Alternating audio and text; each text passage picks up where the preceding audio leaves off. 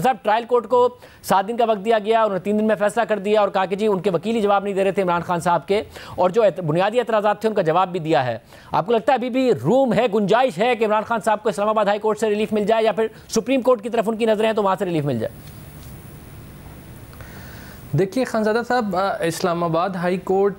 का जो फ़ैसला था, ट्रायल कोर्ट ने मिनोअन उस फैसले पर अमल किया है। ट्रायल कोर्ट के सामने इस्लामाबाद हाई कोर्ट ने 8 सवालात रखे और ट्रायल कोर्ट ने उन 8 सवालों का भरपूर तरीके से समाअत करने के बाद उसका मुकम्मल तौर पर तसल्ली के साथ जवाब दिया है और तमाम कानूनी नज़ायर का, कानूनी शिकों का, हर चीज़ का हवाला देने के बाद एक बड़ा मजबूत और दलाइल से भरपूर एक फ़ैसला तहरीर किया है। एक बात तो ये है।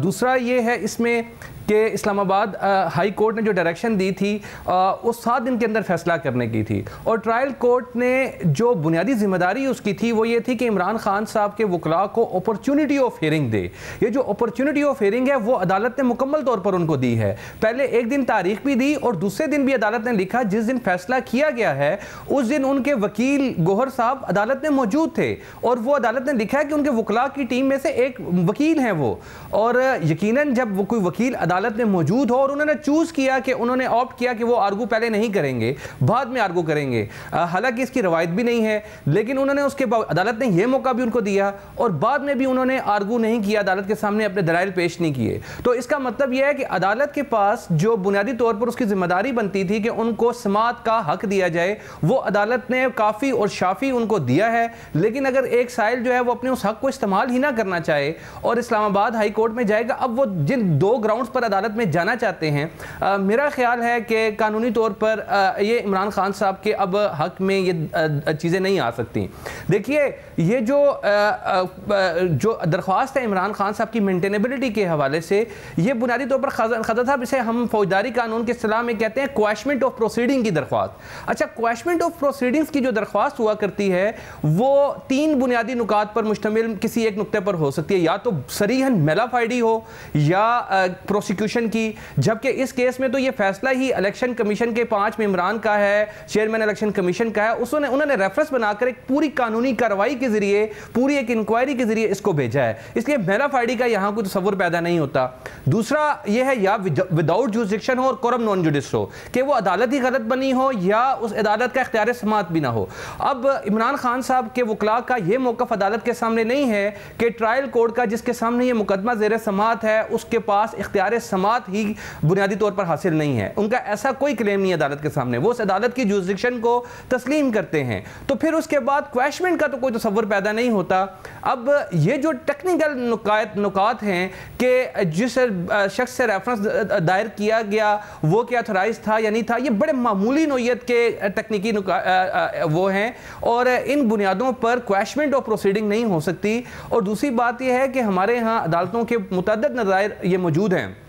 कि नंबर 1 कि जब क्वैशमेंट ऑफ प्रोसीडिंग उस वक्त तो बिल्कुल नहीं हो सकती जब एक क्रिमिनल चार्ज जो है अदालत जो है फर्द जुर्म किसी मुल्ज़म पर आयद कर दे। अब अदालत ने जो है वो फर्द जुर्म इमरान खान साहब पर आयद कर रखी है, अब उस फर्द जुर्म का जो है वो उसकी बुनियाद पर शहादत आनी है। हाँ, इमरान खान साहब के पास एक मौका ज़रूर है और वो ये है कि सरसरी तौर पर मुझे इस केस से बरी किया जाए, बरीयत की दरख्वास्त देने का, जिसे हम कानून की ज़ुबान में कहते हैं 265 के की दरख्वास्त। अब 265 के सीआरपीसी के तहत ज़ाब्ता फौजदारी के तहत अगर वो कोई नई दरख्वास्त दाखिल करते हैं तो उनको बताना पड़ेगा अदालत को कि मुझे किन बुनियादों पर बरी किया जाए इस मुकदमे से और ये मुकदमा किस तरह शहादत के बगैर है। तो इमरान सुप्रीम जो अब इस्लामाबाद हाई कोर्ट ने पहले ये मुकदमा वापस भेजा था ट्रायल कोर्ट के पास, जिसने ये फैसला दिया है और उसे वापस उन्होंने इस्लामाबाद हाई कोर्ट में चैलेंज किया है, मगर जो भेजा था ट्रायल कोर्ट के पास उसको भी उन्होंने सुप्रीम कोर्ट में चैलेंज किया हुआ है इस्लामाबाद हाई कोर्ट के फैसले को। तो क्या सुप्रीम कोर्ट से कोई रिलीफ उन्हें फौरी तौर पर मिल सकता है? नंबर लग गया है, जाहिर समाअत नहीं मुकर्रर हुई है। देखिए ये तो सुप्रीम कोर्ट के रजिस्ट्रार ऑफिस और सुप्रीम कोर्ट के चीफ जस्टिस साहब मार्किंग करते हैं, उसी के मुताबिक होता है। पिछले दिनों एक कानून आया था, उस पर सुप्रीम कोर्ट ने खुद ही स्टे दे रखा है कि जिसमें कहा गया था कि अर्जेंट नोयत का अगर कोई मुकदमा है तो उसको 15 दिन के अंदर अंदर फिक्स किया जाए। सुप्रीम कोर्ट में मुकदमात के फिक्स करने का एक अपना तरीक़ाकार है जिसमें वक्त लगता है और ये खानज़ादा साहब ये कोई अपील नहीं है कि जिस पर स्टे के लिए ये लीव टू अपील है, यानी अदालत का एक फैसला है और उसके खिलाफ लीव टू अपील है। अभी तो उनको अपील के लिए अदालत से लीव, उसकी परमिशन और इजाज़त हासिल करनी है सुप्रीम कोर्ट से। तो ये एक लंबा प्रोसेस है और सुप्रीम कोर्ट के मुतअद्दिद नज़ायर इस पर, तो लॉ हमारा पाकिस्तान का क्लियर है कि जब चार्ज फ्रेम हो जाए तो उसके बाद क्रिमिनल प्रोसीडिंग को स्टे नहीं किया जाता, शहादत का अमल रोका नहीं जाता, शहादत का अमल जारी रहता है। और क्रिमिनल प्रोसीडिंग को अदालतों ने हमेशा इस चीज़ को डिस्करेज किया है कि पाकिस्तान में के क्रिमिनल प्रोसीडिंग्स के खिलाफ स्टे दिया जाए और उसको रोका जाए। इमरान खान साहब को ये जो रिलीफ मिला था, ये एक्स्ट्रा ऑर्डिनरी रिलीफ था, इस्लामाबाद हाई कोर्ट ने दिया उनको, और